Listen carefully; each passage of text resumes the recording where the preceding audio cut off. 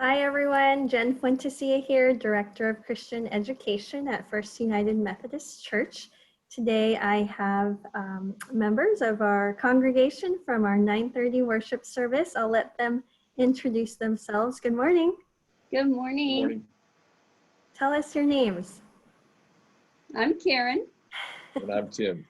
Yeah, thank you. Thanks for being here this morning. So share with our congregation how life has been for you during this worldwide pandemic. What have you all been up to? What's been keeping you busy? I pretty much was a stay-at-home person before, so because I like to knit and crochet, I make baby items for charity. So I'm usually knitting and crocheting every day, watching Netflix. I just miss the few times when I would go out, like I was volunteering at the public library, and I miss that. Yeah, absolutely. Part of our normal routine. We definitely miss that. How about you, Tim? What's been keeping you busy? The church. Tell us what you've continued to work on. We replaced both of the shade structures in the playgrounds. We did the first one that's by the kids area, and then the second one by the preschool. We finished that last week. It's a good thing because Monday it rained really hard and really a long time, so that would have been hard to get back to finish on Wednesday. So we finished it last Wednesday. Basically replacing a couple poles, the tops, and the shade structure. Got that all done. And we also put in a drain ditch, a drain access point so that when it rains, it's not going to flood by that area where you walk in from the back by the solar panels. When it rains, it's not going to flood there because we got a drain going. And then other than that, I'm basically doing the same thing I did, like Karen said, we're retired. And we get up, watch a little TV. I play video games. I do my woodworking. I putz around in my garage. I go for bike rides. The main thing about this pandemic is we really haven't been spending a lot of money. just food and basics and stuff. Yeah, absolutely. Forces you to sit still. And save a little bit, I imagine, because you're not going out and spending on miscellaneous things. So that's definitely been a blessing. And of course, the work that you and the maintenance team have been doing, I mean, the needs on our campus don't stop, even though the world has paused. So thank you for the work that you guys continue to do to keep our church functioning and running.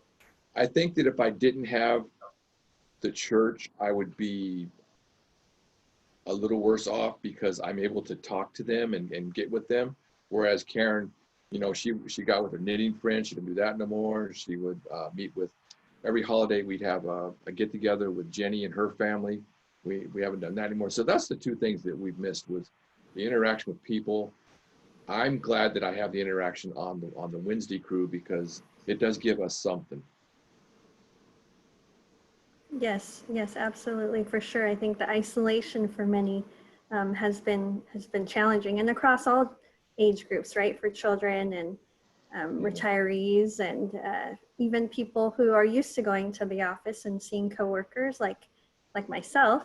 It has been quite isolating, but you do find ways to connect, and chatting today is one of them. So thankful for technology. Absolutely. Yes, we're all becoming Zoom experts and YouTube. Yes. What else has been challenging that you've noticed, maybe within your groups? What are people feeling?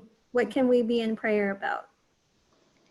Like I say, I think especially the elderly people, they're hurting because they're isolated. They miss going to church. They miss hugging their friends, and it's really hard. And even now we're talking about the church reopening, but a lot of the people still aren't going to be able to attend. I'm so grateful that our church has the YouTube services, and we have the daily devotionals that Brian is doing. I watch the Gen Talks. I love them. You're doing a great job. Oh, I'm so grateful for that. But like I say, just continue to be in prayer. It's not just our community, it's the whole world. And I mean, one good thing coming out of this is I'm praying more often. My prayers are getting longer. Yeah, definitely. How about you, Tim? Anything to lift up in prayer for our church, our community, our world? Just pray for the, the doctors and nurses, the healthcare providers, the people that are on the front lines. It's sad to hear in the news that, that they're being treated differently, and, wear your mask. I don't want to wear my mask, and they get feedback from that. And that's just not right. And, I think the mask is a good thing, but if we all don't do it, we got to figure out who has it, who doesn't. Wear the mask, get rid of this thing so we can get on to the next one, which is the swine flu, Yeah. which is coming back. Well, it definitely, we're facing lots of challenges in our communities, in our country, in our world. And we know that many people are suffering in their own different ways, whether through the virus or isolation. But we do know that with God's grace and one another, and praying hard, and, like you said, Karen, those longer prayers. Yes, I believe that God is with us, and he'll continue to be with us. absolutely. Yes. Well, thank you for chatting with me this morning. It was fun.